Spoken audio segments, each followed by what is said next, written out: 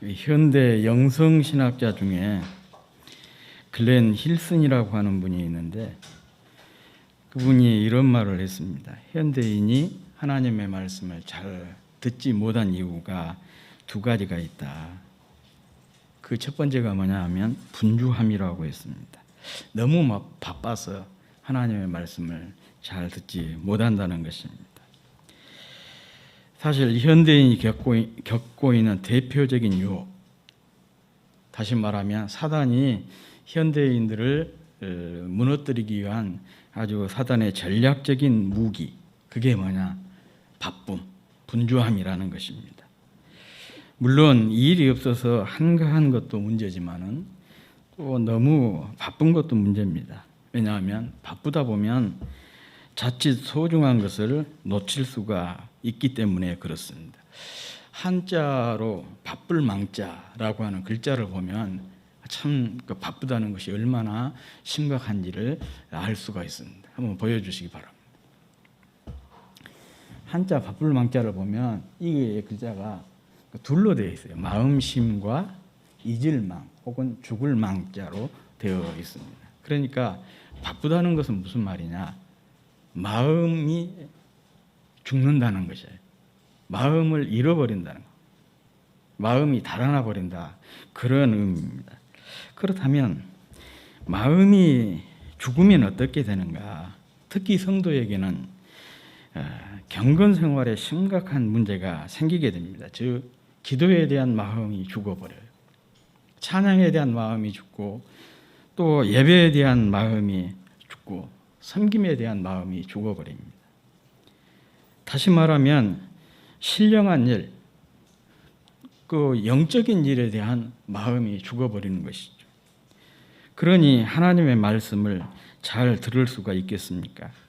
자연스럽게 말씀을 사모해서 듣고자 하는 마음도 죽게 되는 것이죠. 그러면 결국 자기 근본을 잃고 인생의 우선순위를 잃고 주님까지 잃게 되는 것입니다.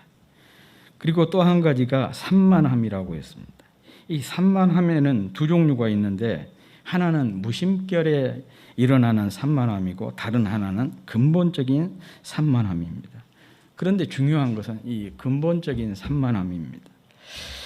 이 근본적인 산만함은 다른 말로 집중력 결핍 혹은 집중력 결여, 그렇게 얘기를 해요.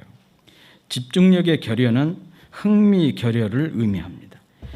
우리는 진정으로 관심을 갖는 부분에 또 소중히 여기고 마음이 가는 부분에 대해서는 좀처럼 산만하지 않죠. 집중력을 갖게 되지 않습니까? 왜냐하면 흥미와 관심을 가지고 있기 때문에 그렇습니다. 주일 예배는 잊어버려도 내가 좋아하는 TV 프로그램과 그 시간은 기억하는 사람이 있지 않습니까? 현대인이 하나님의 말씀을 듣는데 산만함 때문에 잘 듣지 못한다는 것은 말씀에 대한 관심 결여이고 말씀에 대한 흥미 결여입니다. 그래서 이것이 말씀에 대한 집중력 결핍, 결여로 나타나게 된 것입니다. 그래서 몸은 예배 자리에 있어도 마음은 전혀 다른 곳에 있는 사람이 많이 있어요.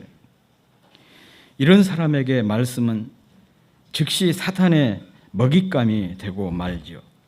우리가 영적인 곤비한 상태에 빠진 이유가 어디에 있느냐? 바로 여기에 있습니다. 바쁘고 산만해서 하나님의 말씀에 집중하지 못하고 집중하여 듣지 못하기 때문인 것입니다. 하나님의 말씀에 대해서 마음이 죽고 또 흥미와 관심이 없기 때문에 이런 불상사가 일어나게 된다는 얘기입니다. 오늘 본문은 예수님께서 예루살렘으로 올라가시던 중에 있었던 사건입니다. 주님은 예루살렘으로 가시던 중에 한 마을에 가시게 되었는데 그 마을은 예루살렘 동쪽 약 한 3km 정도 떨어져 있는 베다니라고 하는 마을입니다. 여기서 주님은 마르다와 마리아의 영접을 받아 그들의 집에 머물게 되었습니다. 마르다는 마리아의 언니고 또 나사로의 동생입니다. 우리가 잘 아는 대로 나사로는 죽은 지 나흘 만에 주님의 도움으로 살아났던 일이 있었고, 마리아는 주님의 몸에 값비싼 향유를 부은 일이 있었습니다. 그만큼 이들 가족은 주님과 아주 특별한 사이였습니다. 이때 마르다와 마리아의 대조적인 모습이 드러나는데, 마르다는 주님을 대접하고자 하는 마음에 분주하게 음식을 준비하였고, 마리아는 주님의 발치에 앉아서 말씀 듣는 일에 열중했습니다. 여기서 무심한 마리아의 태도에 대한 마르다의 불평이 터졌고, 주님께서는 마리아의 말씀 듣는 태도를 지지하셨습니다. 문제는 이 사건에 대한 해석 문제예요. 많은 그 설교가들이 이 본문을 가지고 설교를 할 때 이렇게 설교를 해요. 주님은 몸으로 섬기는 것과 같은 활동적인 섬김보다는 말씀을 듣는 것과 같은 관조적인 정신적인 섬김을 더 기뻐하신다. 그렇게 해석을 합니다. 이런 설교를 듣고 나면 꼭 이런 사람들이 나와요. 나 이제 교회에서 식당 봉사 안 하겠다. 차량 봉사 안 하겠다. 아니, 몸으로 한 것보다 이렇게 정신적으로 한 것이 주님께서 칭찬한다니까 기왕 섬기면서 칭찬받는 그런 섬김을 하고 싶은 것은 뭐 인지상정 아니겠습니까? 그렇게 반응하는 사람들이 꼭 있습니다. 그래서 참 이 부분을 많은 설교자들이 설교를 할 때 고민하는 부분이기도 해요. 그런데 사실은 이런 해석이 잘못된 것이죠. 왜 해석이 잘못된 것이냐? 물론 당시 사회는 직업의 귀천을 따졌고, 또한 직업에 따라서 사람을 차별을 했어요. 뭐 지금도 그런 일들 있잖아요. 우리나라 대선 후보 중에 한 분이 뭐 손으로 하는 육체적인 노동은 아프리카 사람들이 하는 일이다. 그래가지고 굉장히 요즘에 곤욕을 치르고 있지 않습니까? 요즘도 이렇게 직업적인 편견을 가진 사람들이 있어요. 그러니 지금부터 2000년 전은 말할 것도 없지 않겠습니까? 그래서 예수님 당시 유대 사회에서 세일이나 목자, 어부와 같은 직업은 환영받지를 못했습니다. 그렇지만 주님은 이런 직업적인 편견을 무너뜨리고 어부도 세일이도 제자로 받으셨습니다. 이렇게 직업적 편견을 넘어선 주님이신데 음식을 준비하는 것보다 말씀 듣는 것을 귀하게 보셨다고 해석한 것은 분명히 문제가 있는 해석인 것이죠. 게다가 바쁜 언니의 일손을 도우려고 생각지도 않고 그저 주님의 발치에 앉아서 듣고만 있는 마리아의 행동을 칭찬까지 했다는 것은 쉽게 납득이 안 되는 부분이에요. 마르다가 뭐 12손을 삶먹은 초등학생 정도라면 조금 다를 수도 있겠지만은 다 큰 성인이고, 언니가 그렇게 일손이 바빠서 허둥대고 있는데 거기에 대해서 나 몰라라 하고 주님 발치에 앉아서 듣고만 있는 그런 태도, 성인으로서 가져야 될 그런 자세가 아니지 않습니까? 그런데 그런 마리아를 주님이 칭찬하셨다.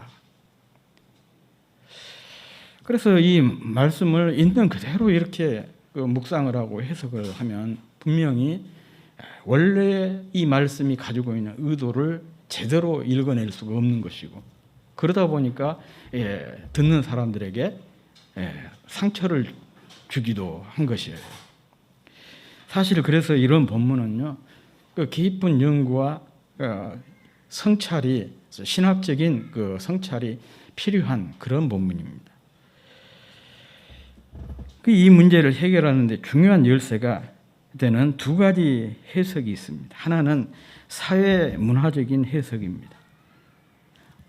당시 유대 사회는 남자와 여성, 성적인 차별이 굉장히 심한 그런 사회였어요. 뭐 우리나라도 불과 100년 전만 하더라도 성적 차별이 굉장히 심했지 않습니까? 그래서 성경을 보더라도 그러잖아요. 여성들은 숫자에 개수에 들지도 못했잖아요. 그래서 지파별 숫자 개수할 때 보면 여성들 이름 없잖아요.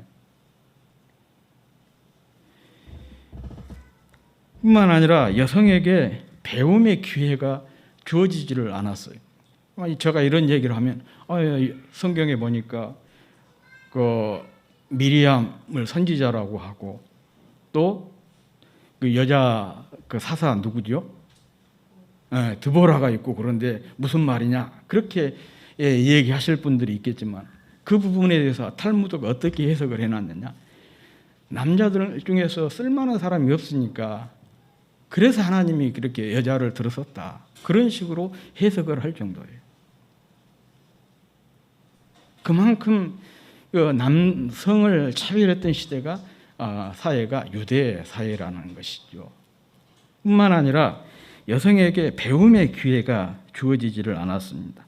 랍비 엘리에제르라고 하는 사람의 말을 들어보면 이것을 확실하게 느낄 수가 있어요. 아버지가 딸에게 율법 지식을 전해주는 것은 음행을 가르치는 것과 같은 어리석은 행동이다 그랬어요. 아니, 성경에 보면 자녀들에게 부지런히 율법을 가르치라고 했는데 무슨 말이냐, 그렇게 이 얘기를 하신 분들이 있겠지만 그 자녀라고 하는 것은 단순히 남자에게만 해당되는 그런 얘기인 것이죠. 그렇게 해석을 한 것이에요. 그래서 이 여성에게 율법을 가르치는 것은 마치 음행을 가르치는 것 같은 어리석은 행동이다. 이런 시대에 도전을 주는 말씀이 바로 누가복음입니다. 누가복음의 중요한 특징이 남성과 여성을 대등하게 취급하고 있다는 점이에요. 여러분들이 누가복음을 집에 가셔가지고 한번 꼼꼼히 읽어보시면 제가 한 얘기가 이해가 될 거예요. 누가복음에 보면은 이렇게 남자와 여자를 대등하게 취급을 하고 있어요. 남자가 나오면 반드시 여자가 뒤따라 나와요. 예를 들어서 요셉과 마리아, 사가랴와 엘리사벳, 시므온과 안나, 나아만 장군과 사렙다 과부, 가버나움 백부장과 나인성 과부, 바리새인 시몬과 죄 많은 한 여자, 겨자씨를 가진 남자와 누룩을 가진 여자, 한 마리 잃어버린 양을 잃어버린 남자와 한 드라크마를 잃어버린 여자, 이렇게 27쌍이 나오고 있습니다. 그래서 사람들은 누가복음을 가리켜서 여성을 위한 복음이다, 이 말을 조금 신학적으로 표현하자면 사회적인 약자를 위한 복음이 누가복음이다, 그렇게 이 얘기를 하고 있습니다. 사실 이들 기사와 사건에서 남자만 등장해도 이야기 전개에 전혀 문제가 없습니다. 그런데 여성이 남성과 나란히 등장을 하고 있습니다. 이것은 당대의 관습이나 관점에서 볼 때 굉장히 특별한 일이죠. 이러한 누가복음의 배열은 남성과 여성에 대한 주님의 생각을 잘 반영해주고 있는 것입니다. 이런 관점에서 마리아를 옹호하는 주님의 모습은 여성의 배움을 지지하는 것으로 해석을 할 수가 있어요. 여성도 남성과 동등하게 하나님의 말씀을 들을 권리가 있다, 그런 말씀이 바로 마르다와 마리아 사건이 우리에게 주는 교훈이라는 거예요. 게다가 주님께서 마르다를 책망하신 것도 그녀의 일이 아니라 여성의 배움에 대한 이해가 전혀 없는 그녀의 말과 태도였다는 것을 우리가 확인할 수가 있습니다. 마르다의 이와 같은 말과 태도는 당시 유대 사회의 전형적인 모습을 대변해주고 있는 거예요. 그래서 주님은 마르다를 책망하신 것입니다. 대신에 배움에 목말라 주님 발치에 앉아서 말씀을 듣는 마리아의 태도를 칭찬하신 것입니다. 우리는 여기서 주님께 칭찬받는 신앙생활의 비결이 무엇인지를 알 수가 있어요. 그게 무엇이냐? 그것은 바로 기회에 있는 대로 부지런히 주님의 말씀에 귀를 기울이는 것입니다. 주님의 말씀을 듣는 것, 이것이 바로 주님을 칭찬받는 신앙생활의 중요한 비결인 것입니다. 그리고 다른 하나는 구조적인 해석이에요. 앞서 해석은 사회 문화적인 해석이라고 한다면 또 하나의 해석이 있는데 구조적인 해석이에요. 앞에서 말했듯이 누가복음에는 남성과 여성을 대등하게 다루고 있는 사건과 기사가 모두 몇 쌍이 나온다고요? 네, 27쌍이 나온다고 했습니다. 학자들은 마르다와 마리아 사건 역시 바로 앞에 나온 선한 사마리아인 비유와 한 쌍이라고 주장을 합니다. 왜냐하면 선한 사마리아인 비유는 남성 이야기고, 선한 사마리아인 비유에 보세요. 남성들만 등장을 하죠. 제사장, 또 레위인, 그리고 선한 사마리아인.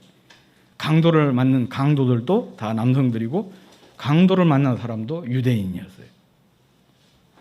여관 주인도 마찬가지입니다. 다 남성들만 등장을 하고 있습니다. 반면에 마르다와 마리아 사건은 여성 얘기입니다. 우리가 상식적으로 생각을 해보면 이 마르다와 마리아 이야기에서 반드시 등장해야 될 사람이 있잖아요. 그 집이 누구 집입니까? 나사로의 집이니까 나사로가 나와야 되는데 이 사건에서는 나사로 얘기가 나오지를 않습니다. 왜 그러냐? 이게 누가의 의도가 있는 거예요. 이 이야기는 여성들 이야기이기 때문에 남성 등장인물을 남성을 등장시키지 않고 있는 것이죠. 그래서 누가복음에 남자와 여자를 대등한 관계에서 다루는, 한 쌍으로 다루는 그 패턴이 이 선한 사마리아인과 마르다와 마리아 사건에서도 그대로 적용이 되고 있다, 그런 얘기입니다. 그래서 신학자 탈버트라고 하는 사람은 이 구조에 따라서 두 이야기를 이렇게 해석을 했습니다. 이 두 사건은 27절, 본문은 아니지만 27절에 이런 말씀 나오지 않습니까? 대답하여 이르되 내 마음을 다하며 목숨을 다하며 힘을 다하며 뜻을 다하여 주 너의 하나님을 사랑하고 또한 내 이웃을 내 자신같이 사랑하라 하였나이다.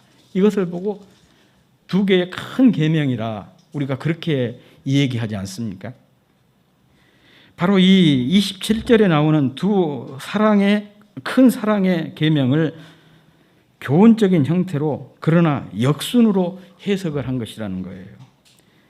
선한 사마리아인 비유는 이웃을 자신처럼 하라는 계명에 대한 것이고, 마르다와 마리아 사건은 하나님을 마음과 뜻과 정성을 다해 하라는 계명에 대한 것이다, 그렇게 해석을 하고 있습니다. 즉 선한 사마리아인 비유는 자신처럼 이웃을 사랑하라는 계명의 해석이고, 마르다와 마리아 사건은 하나님을 사랑하라는 계명에 대한 해석이라는 것입니다. 그러니까 이 마르다와 마리아 사건은 마음을 다하고 목숨을 다하고 힘을 다하고 뜻을 다해서 하나님을 사랑하는 방법을 교훈하는 사건이라는 것입니다. 그렇다면 어떻게 마음과 목숨과 힘과 뜻을 다해서 하나님을 사랑할 수 있을까? 그 방법을 마르다와 마리아의 섬김에서 찾을 수가 있습니다. 그리고 주님께서 마리아의 섬김을 좋은 편이라고 말씀하신 것을 보아 마리아의 섬김이 마음과 목숨과 힘과 뜻을 다해서 하나님을 사랑하는 법이라는 것을 우리가 알아차릴 수가 있는 것입니다. 그것은 바로 주님 발치에 앉아서 말씀을 듣는 것입니다. 그렇습니다. 주님의 말씀을 잘 듣는 것이 주님을 사랑하는 최상의 방법이에요. 사람들이 올바른 신앙생활을 지나치게 현학적으로 해석을 하고 있는데 실제로는 그렇지 않습니다. 누구나 할 수 있는 지극히 단순하고 실제적인 것이에요. 말씀을 듣는 것, 그건 누구나 할 수 있는 일 아니겠습니까? 그래서 우리가 하나님을 최상으로 잘 섬기는 것, 누구나 할 수 있는 그런 일이에요. 우리가 집중해서 말씀을 듣는 것, 그것이 바로 하나님을 최선으로 잘 섬기는 비결이고, 그것이 주님께 대한 최상의 섬김의 비결인 것입니다. 이 말씀은요, 사무엘상 15장 22절과 절묘하게 연결이 되고 있습니다. 사무엘상 15장 22절 말씀이 무엇이에요? 순종은 제사보다 낫고 듣는 것이 수양의 기름보다 낫다. 주님께서 이 말씀을 하시기 한 1000년 전에 사무엘이라고 하는 선지자가 했던 말씀이에요. 순종이 제사보다 낫다. 듣는 것이 수양의 기름보다 낫다는 거예요. 어떤 하나님을 섬긴다는 것이 무엇인지, 그 핵심이 무엇인지를 아주 명료하게 우리에게 말씀하고 있는 말씀이 바로 사무엘상 15장 22절입니다. 이 역시 하나님을 사랑하고 섬기는 방법에 있어서 주님의 굉장히 파격적인 그런 교훈입니다. 당시 사람들은 마리아처럼 더 많이, 더 화려하고 풍성하게 차려놓는 것이 주님을 잘 섬긴 것이라고 생각을 했습니다. 그래서 마르다는 당시 사람들의 하나님을 섬기는 태도를 반영하고 있는 거예요. 그들은 성전을 화려하고 웅장하게 만들고 사람의 마음을 압도할 만큼 장엄한 예배의식을 만들고 각종 예물을 산처럼 바쳤습니다. 이것이 하나님을 섬기는 일이라고, 잘 섬기는 일이라고 생각을 했던 것입니다. 그런데 주님의 생각은 전혀 달랐습니다. 이런 것은 간소하게 해도 괜찮고 더 중요한 것이 먼저 하나님의 말씀에 귀를 기울이는 것이라는 것입니다. 하나님 말씀 앞에 무릎 꿇는 것이래요. 그러므로 이 마르다와 마리아 사건은 하나님의 말씀을 들음에 있어서 남녀 차별이 엄격했던 시대에 차별이 없다는 것, 남자든 여자든 하나님 앞에서 부지런히 말씀을 들어야 할 것을 강조하고 있고, 더불어서 하나님의 말씀을 잘 듣는 것이 마음과 목숨과 힘과 뜻을 다해서 하나님을 사랑하는 방법이라는 것을 보여주고 있는 것입니다. 물론 주님과 그 일행을 위한 음식 준비와 환대 역시 당연히 중요합니다. 그럼에도 주님의 말씀을 듣는 것을 능가할 수가 없습니다. 제임스 에드워드라고 하는 분은 이렇게 말하고 있습니다. 다른 모든 것, 환대마저도 복음 앞에서는 상대화가 된다. 이 말은 복음은 인생의 우선권을 재설정한다는 그런 뜻입니다. 즉, 그 무엇보다도 복음에 우선할 수 없다는 것입니다. 그런데 마리아는 이 복음을 듣는데 우선권을 두었습니다. 이것이 그녀가 주님께 칭찬을 받는 이유입니다. 말씀을 듣는 것이 모든 가치를 뛰어넘기 때문에 그렇습니다. 듣는 것은 곧 믿음의 문제, 생명의 문제예요. 그렇지 않습니까? 생명이 있고 난 후에 다른 것들이 필요가 있는 것이지 생명이 없으면 한 필요가 없어요. 죽은 자에게 어떤 면류관이나 멋지는 액세서리나 의복이나 음식이나 그게 무슨 소용이 있겠습니까? 일단 살아있는 사람에게 살아있어야 그런 것들이 가치가 있는 거 아니겠어요? 영원히 죽은 자가 어떻게 기도하며 찬양하며 예배할 수가 있겠습니까? 일단 영원히 살아있어야 그 다음에 기도 문제, 찬양 문제, 예배 문제, 섬기는 문제들이 따라오는 거 아니겠습니까? 듣는 것은 바로 생명의 문제인 거예요. 그래서 듣는 것을 이렇게 소중하게 얘기하고 있는 것입니다. 모든 것은 생명을 확보한 이후의 문제인 것입니다. 그러므로 사무엘처럼 말씀하옵소서 종이 듣겠나이다. 항상 이런 고백과 더불어서 이런 자세로 우리가 신앙생활에 임해야 할 것입니다. 말씀을 듣는 것보다 우선되는 것은 없습니다. 성도는 이것을 놓치지 말아야 합니다. 이것이 주님을 전심으로 사랑하고 잘 섬기는 길이기 때문입니다. 늘 말씀을 듣는데 승리하시는 여러분이 되시기를 다시 한번 주의 이름으로 축복합니다.